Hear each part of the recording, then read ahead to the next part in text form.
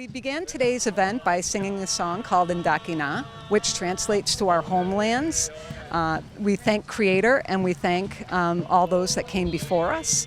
That song was actually developed in response to the land recognition that has been going around throughout the country. The purpose of the song is to acknowledge not just the indigenous ancestors, but to acknowledge the great mystery of life, or what we call Creator, who created everything that is around us.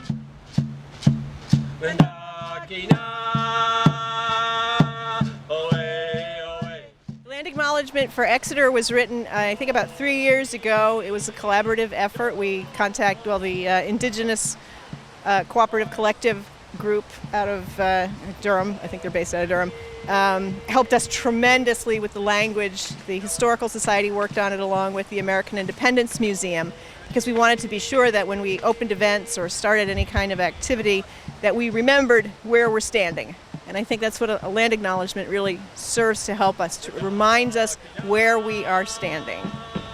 We've been working throughout our tribal territory, creating acknowledgement statements. And what these statements do are acknowledge not just the indigenous people who originally inhabited these lands and continue to do so, but the statements are designed to ask the local community to caretake these lands the same way that we did as indigenous people. Today's program takes place in Musquamscook, now called Exeter, and Ndakina, the traditional ancestral homeland of the Abenaki, Pennacook, and Wabanaki peoples, past and present.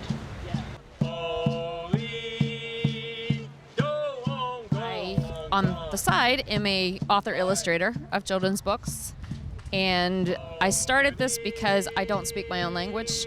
My father's side, they weren't allowed to. It was taken away. My mother's side, same thing. So I started years ago, I don't even remember how, working with the Lakota Nation through another contact, and I picked up their language, and it just made me realize that so many languages are lost on a daily basis, not just our country, but across the world, but especially Native American languages. And when you lose language, you lose culture.